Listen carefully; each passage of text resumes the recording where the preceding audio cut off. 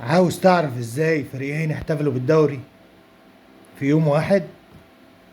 تعالى وهات ورقة وقلم وانا اقول لك. القصة يا سيدي بقى بتقول ايه؟ ان الاهلي امبارح بطل الدوري، وفعلا الاهلي بطل الدوري 45، محدش يتكلم اكتر من كده ولا حد يقول اكتر من كده.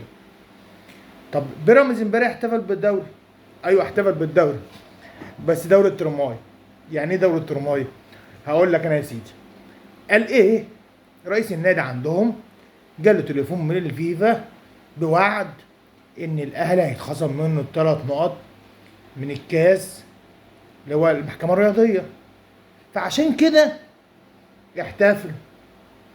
هتقول لي الكلام ده بجد؟ هقول لك والله هو ده التصاريح اللي اتقالت منهم. وفي كلام تاني اتقال انهم لا ما كانوش بيحتفلوا بالدوري. امال يا عم كانوا بيحتفلوا بايه؟ كانوا بيحتفلوا علشان انهاء موسم صعب ومبسوطين. طب الكلام ده حقيقي؟ ايوه هو ده الكلام اللي اتقال. الاهلي بطل الدوري الحقيقي. الاهلي بطل الدوري من رابطه الانديه. هتقول رابطه الانديه جمله الاهلي، هقول لك جمله الاهلي في ايه بقى. جمله الاهلي في ايه يا جماعه يا اللي عمالين تتكلموا من امبارح كلام وتقولوا حرام ودوري مشوه ودوري حرام وانتوا 45 دوري حرام؟ انهي دوري حرام؟ الاهلي لعب، كسب، ما جاش ماتش الزمالك خصم منه الثلاث نقط. هتقول لي لا حاسب عندك، ده المفروض كان يتخصم منه 6 نقط. هقول لك انت الفريق بتاعك او الاداره بتاعت الزمالك واداره بيراميدز واداره 18 نادي او 17 نادي ماضيين على لائحه في اول الموسم ان الخصم 3 نقط بس والنتيجه تبقى 3-0. بس اللائحه القديمه كانت بتقول لك النتيجه 2-0. انت من اول يوم عارف انها 3-0. ما علينا عشان احنا اتكلمنا في الكلام ده بقى. يقول لك لا الحق ربنا لازم بيراميدز يكسب. ومين اللي بيقول الكلام ده؟ الزملكاويه. والله الزملكاويه دول صعبانين عليا، اكتر ناس بيتكلموا في الموضوع ده واكتر ناس بيدافعوا عليهم. طب سؤال لجميع الاخوان الزملكاويه، ماتش الكاس بتاع الزمالك وبيراميدز يوم 5 هتشجع مين؟ طب ولا هتسيب الماتش ولا هتعمل ايه؟ ما قدامكش غيره. ومعروفه من زمن الزمن الاهلي بياخد الدوري، الزمالك بياخد الكاس. ولو بيراميدز خد منك الكاس السنه دي يبقى تعرف نفسك كده زي ما احنا عمالين نقول لك ان بيراميدز خد مكانك في كل حاجه، في كل حاجه. واللي يضحك عليك بقى يقول لك ايه، هات ورقه وقلم وانا اقول لك الدوري حرام في ايه، اصل الاهلي بياخد 45 دوري حرام.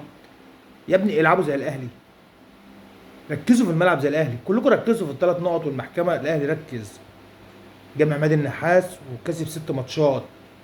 وبيراميدز اللي بتقول ليه الحق الدوري خسر ماتشين. والاهلي في الموسم كله ما اتحسبلوش خساره في ماتش ما راحوش، اللي هو ماتش الزمالك، اللي هو الماتش ده الوحيد. ايه بقى كلامكم؟ لسه برضو 45 دوري حرام؟ طب يا عم 45 دوري حرام، اخر دوري او اخر دوريين الزمالك واخدهم، فاكرين كان بيتقال عليه دوري ايه؟ دوري الاحتواء. دوري ادوه للزمالك علشان خاطر الزمالك باظ. فاكرين؟ ولا رجعوا للفيديوهات ورجعوا للناس اللي كانت بتتكلم اياميها ورجعوا بقى للحكام ويرجعوا بقى الماتشات اللي كانت بتتفوت. مش بتتفوت للزمالك على فكره، مش الزمالك كان بيفوت المره، لا بتفوت للزمالك. في لقطه كده في ماتش كلكم هتفتكروه، اللاعب كان رايح للجون والجون فاضي قام رجع الجون، كان قدام الزمالك. دوري الاحتواء لو تفتكروا. والنبي يا جماعه ما تتكلموش عن الدوري حرام ودوري حلال.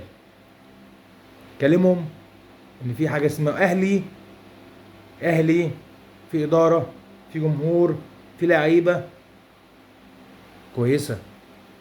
مش ولاد النادي هم اللي بيبوظوه، لا ده ولاد النادي هم اللي بيرفعوه. ما بيعملوش عليه سبوبه زي اللي كان بيتعمل عليه سبوبه. ونرجع بقى نقول لبيراميدز بقى يافطه بقى كده زي اخواتكم ما كتبوا يافطه بتاعت نادي القرن الحقيقي، اكتبوا يافطه نادي الدوري الحقيقي. سلام.